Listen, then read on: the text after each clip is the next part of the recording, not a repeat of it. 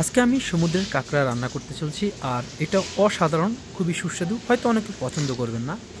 তো প্রথমে আমি সয়াবিন তেল দিয়ে দিচ্ছি। আপনি চাইলে কিন্তু অন্য যে কোনো ভেজিটেবলও ব্যবহার করতে পারেন। এর সাথে আমি দিয়ে দিলাম পেঁয়াজ কুচি।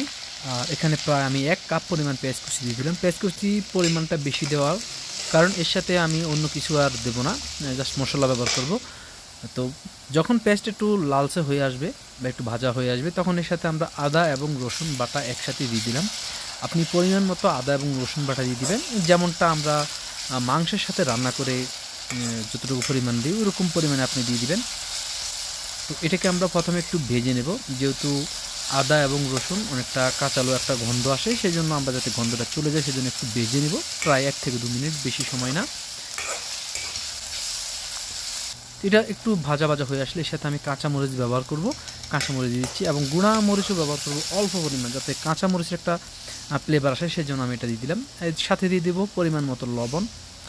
লবণটা একটু পরিমাণে কমে দিবেন, যেহেতু আপনারা যদি জোল সিস্টেমে রাখতে চান তাহলে আপনারা একটু পরিমাণে বেশি দিবেন। যদি একটু শুকনো শুকনো রাখতে চান সেই ক্ষেত্রে লবণের পরিমাণটা কম দিবেন, কারণ পানিটা যখন শুকিয়ে যাবে তখন লবণের পরিমাণটা বেশি হলে আপনি খেতে পারবেন না। তো এবার এর সাথে আমি একটু পানি দিয়ে দিলাম। পানি দিয়ে এবার আমি এর সাথে মশলা দেবো, যেহেতু মশলা দেওয়ার আগে পানিটা দিলাম যাতে মশলাটা পুড়ে না যায় বা মশলাটা যে একটা গন্ধ সেটা যাতে নষ্ট না হয়ে যায়। তো একটু আমরা এটাকে একটু ভেজে নেব। মোটামুটি এরকম হয়ে আসলে এর সাথে এবার আমরা মিক্স মশলা দিয়ে দিব, বিভিন্ন আইটেমের মশলা। এটা আমার নিজের স্পেশাল মশলা তৈরি করা, আর এটার সাথে প্রায় 12 থেকে 13টা আইটেম একসাথে মিক্স করে আমি ব্লেন্ডার করে নিয়েছি, যেটাতে সকল ধরনের মশলা আছে। এবার এই মশলাটা দিয়ে আবার একটু ভেজে নেব।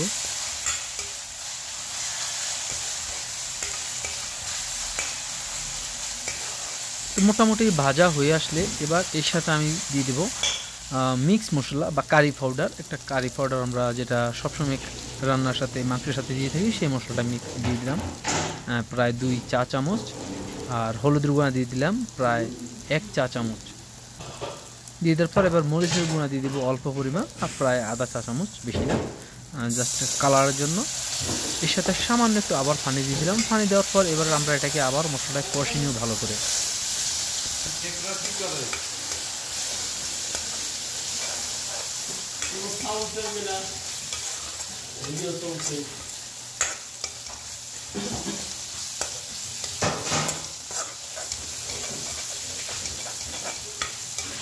মশলাটা কষানো হয়ে আসলে এবার এর সাথে আমি একটু সস দিয়ে দিচ্ছি।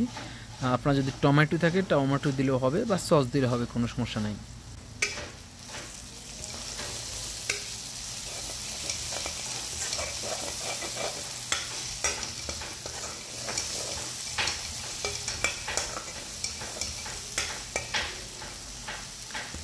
দেখলেন মশলাটা আমাদের পুরো পানি শুকিয়ে এবার তেলের উপরে ভাসতেছে, তখন আমরা আবার একটু পানি দিয়ে দিলাম। মানে আমরা মোট কথা হলো এই মশলাটাকে ভালো করে কষাতে হবে, যাতে ভালো একটা টেস্ট আসে। আর মশলাটা যত কষানি ভালো হবে ততই আমাদের খাবারের মধ্যে টেস্ট আসবে।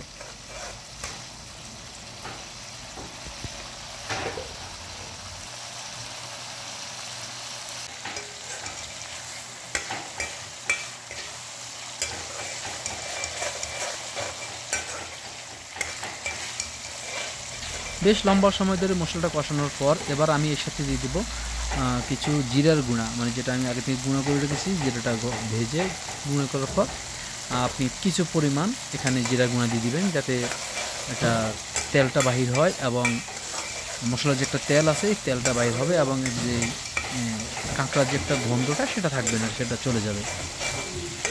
দেন আবার আমরা এটাকে একটু ভালো করে কষিয়ে নেব।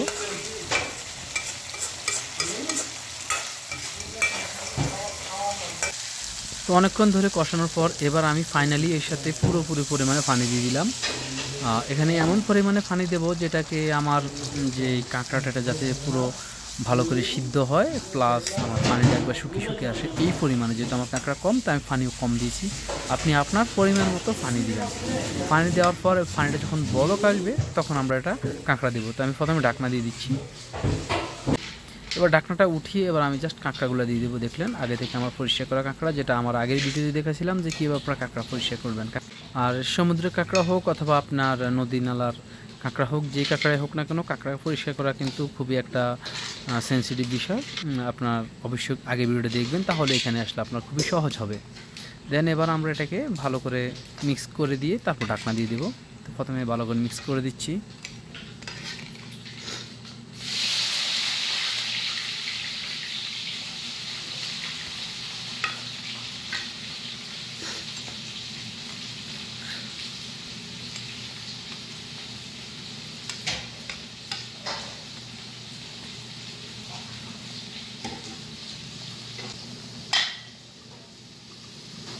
এবার ঢাকনাটা উঠিয়ে দেখি কেমন হয়েছে। দেখেন অসাধারণ, এটা যে একটা কালার, সে কালারটা চলে আসছে, চিংড়ি মাছের মতো একটা কালার চলে আসছে। দেখলেন সাগরের কাঁকড়া, সমুদ্রের কাঁকড়া যেহেতু অনেক বড় সাইজে দেখলেন, যেটা আমি 15 রিয়াল করে কিলো হিসাবে কিনেছি। যাই হোক, এটা 15 রিয়াল বলতে বাংলাদেশে প্রায় 500 টাকা কেজি। দেখেন এটা যে পানিটা আছে, পানিটা পুরোপুরি শুকিয়ে নেব, তারপরে আমরা এটাকে উঠাবো। এভাবেই জ্বালাতে থাকবো, তবে যে তাপটা, আগুনের তাপটা লো আঁচ করে দেবেন, আস্তে আস্তে এটা হবে। আমি আবার ঢাকনা দিয়ে দিলাম। দেখেন আমার এটা পুরোপুরি হয়ে আসছে, প্রায় পানি পুরো শুকিয়ে গেছে, একেবারে শুকনো শুকনো অবস্থা। যদি আপনারা এটাকে ঝোল ঝোল রাখতে চান, সেক্ষেত্রে কিন্তু এটাকে পানি বেশি দিতে হবে। পানি বেশি দিয়ে আপনারা এইভাবে করবেন। আসলে দুই রকমের সিস্টেম করা যায়, তবে ভুনা সিস্টেম যেটা, সেটা সবচেয়ে ভালো হয় আমার সিস্টেম অনুযায়ী, কিন্তু আপনাদের যার যেরকম ইচ্ছে সেরকম করতে পারেন।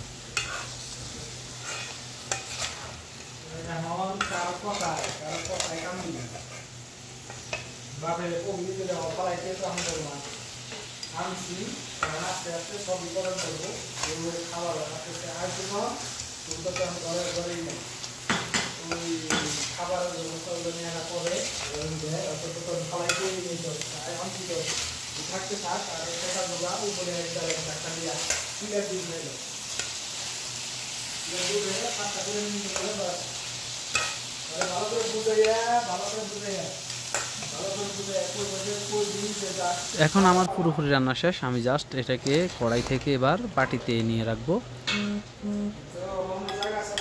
অসাধারণ, সম্পূর্ণটা আমি নিয়ে রাখছি।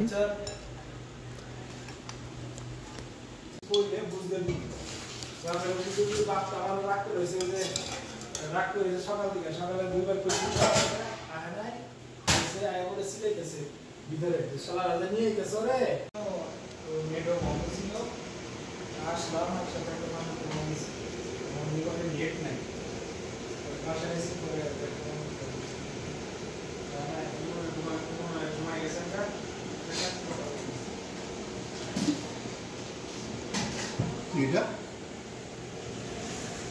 খাওয়া শেষ।